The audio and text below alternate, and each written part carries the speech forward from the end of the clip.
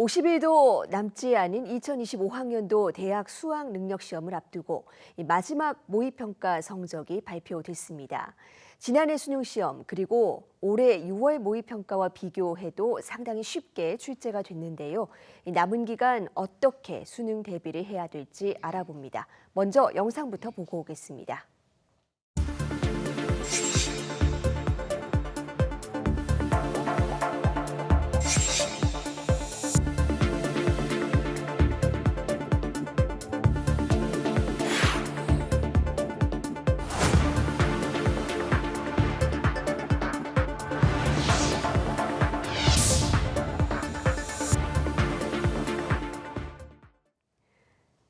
네, 9월 모의평가 채점 결과에 대해서 EBS 대표 강사 서울 숭이여고 정재원 선생님과 자세히 짚어보겠습니다. 선생님 어서 오세요. 안녕하십니까? 네, 오늘 이 채점 결과가 공식적으로 나왔습니다. 먼저 전반적으로 어떻게 보셨는지 총평 부탁드립니다. 예, 최근 실시된 전국 연합이라든가 모의 수능, 수능 통틀어서 좀 가장 쉬운 축에 속한다라고 할 수 있을 것 같고요. 특히 이미 여러 차례 매스컴에서 다뤘지만 영어가 쉬웠다고 이제 많이 다뤄졌어요. 근데 영어뿐만 아니라 국어와 수학도 매우 쉬운 것으로 드러났는데요. 그러다 보니까 국어의 표준 점수 만점자가 보통 조금 난이도가 올라가면 140에서 150 사이가 나오는데 이번에 129, 수학이 136 이렇게 나온 걸 봤을 때 아주 쉬웠다라는 것을 반증할 수 있는 반면에 탐구는 좀 상대적으로 변별도 좀 제대로 됐고 전반적으로 이제 고르게 좀 잘 나왔고 전년도처럼 이제 과학 2 과목에서 극단적인 표준 점수가 나오지는 않았다는 점에서 탐구 과목은 좋게 평가가 되는 것 같습니다. 네, 이번에 특히 영어 1등급 비율이 10% 넘었습니다. 6월과 비교하면 7배 가까이 늘어난 거고 이 수학에서도 1등급 학생 비율 7%가 나왔는데 자, 이렇게 되면 최상위권 변별에 문제는 없겠습니까? 이렇게 되면 최상위권은 변별에 문제가 생길 수가 있죠. 특히 한두 문제를 실수했을 때 등급이 확 갈리는 이런 상황이 발생할 수가 있습니다. 이렇게 되면은 실제 수능에서 이렇게 출제가 되면 수능 최저학력 기준 통과를 목표로 하고 있는 이제 수시 중심 학생들, 우리가 이제 이른바 수시러라고 부르는데요. 이 친구들의 경우에 부담이 큰 것은 사실입니다. 그리고 정시에서도 변별이 굉장히 필요한 의대를 비롯한 최상위권 대학에서는 아마 좀 부담이 있을 텐데요. 특히 이제 국영수가 이번에 전반적으로 쉬웠는데 이렇게 나오면 아마 탐구 영역의 영향력이 굉장히 커질 가능성이 있을 것 같습니다. 다만 중위권 대학에서는 그렇게 또 크게 변별이 있는 건 아닌 것 같고요.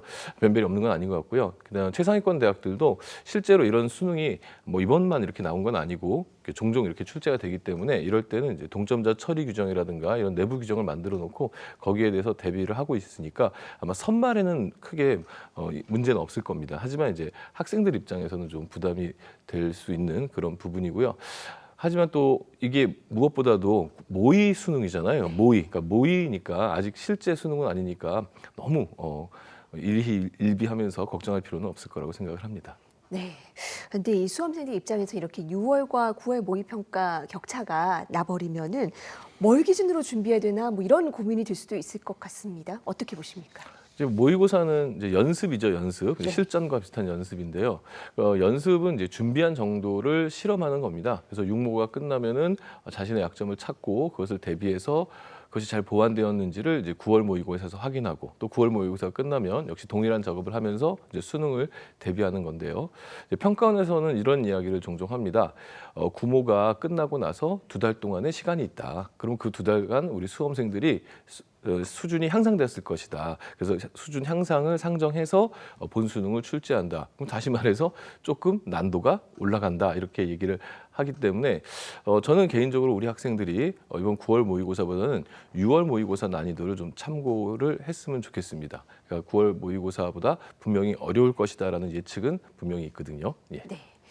자, 9월 모의고사보다는 어려울 것이다라는 가능성에 중점을 두고 준비할 필요가 있겠다라는 말씀 해주셨습니다.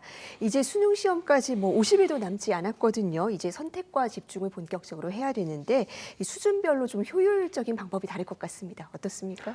우선 이제 이번 9월 모의고사에서 이번 9월 모의고사를 좀 비판적인 목소리가 많이 나오는 이유는 특히 이제 현장에서는 많이 나오는 이유가 국영수의 원점수가 좀 학생들이 높게 나왔어요. 그러니까 네. 한마디로 얘기해서 90점 이상을 받은 학생들이 너무나 많이 나왔습니다. 이제 이것 때문에 9월 중순에 있었던 수시 원서 접수에서 학생들이 소위 말하는 이제 눈높이, 그러니까 상향하는 경향성 이런 것들이 너무 크게 나왔거든요. 그럼 거꾸로 얘기하면 이번 수시가 굉장히 어렵다. 그러니까 경쟁이 치열하기 때문에 그럼 수시의 불합격자가 상당히 많이 나올 것으로 예상이 되고 그럼 그 불합격자들은 이제 정시로 넘어갈 텐데 이렇게 되면 정시 경쟁률이 매우 치열할 것이다라는 게 이제 예상이 되고 있습니다. 그래서 특히 이제 중위권 학생들 같은 경우, 특히 중상위권 학생들 같은 경우에는 9월 모의고사가 이거 내 실력이다 이렇게 생각하기보다는 이런 자신감보다는 좀 겸손한 자세로 공부를 좀 꼼꼼하게 해주셔야 되겠고요.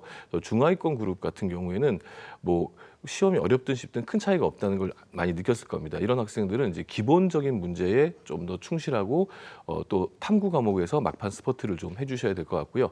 또 하위권 학생들 같은 경우에 포기하지 말고 뭐 이런 영화의 대사가 있지 않습니까? 나는 한 놈만 뭐 이렇게 하는 네. 대사가 있는데 그것처럼 한 과목만이라도 집중적으로 공부를 해서 준비하시기 바라겠고 특히 전문대 정시까지 이제 가야 될 학생들 같은 경우에는 한국사 하나만으로도 전문대에서는 사탐이나 과탐 대체로 해주는 경우가 많이 있습니다. 그래서 한국사도 좋은 대안이 될 수 있으니까 끝까지 최선을 다해 주시기 바라겠습니다. 네, 정말 끝날 때까지 끝난 게 아니다. 염두에 두어야겠습니다.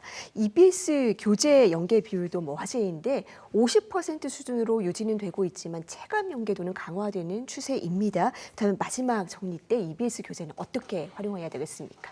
그러니까 이게 수능 모의고사가 쉽다는 것은 결국 직접 연계된다라는 그런 의미를 지니고 있거든요. 그래서 직접 연계된 문제가 많이 나올 경우에 학생들은 상대적으로 그 시험 난이도를 좀 낮게 보는 게 그런 경향이 있죠. 하지만 이번 수능에서는 그 직접 연계도 하겠지만 간접 연계 방식으로 전환될 가능성이 있습니다. 간접 연계가 되면 사실은 내가 풀었던 모의고사랑 조금은 좀 다른 형태로 나오기 때문에 어려움을 좀 느낄 수가 있는 거죠. 그래서 학생들에게 부탁하는 것은 수능 완성이라든가 수능 특강을 많이 푸는 것도 좋지만 이 문제가 도대체 원하는 정답이 뭐고 나의 어떤 부분을 측정하고 있는 것인지 이런 문제 분석을 하면서 생각하는 공부를 좀 해보는 것이 필요하다라고 생각합니다.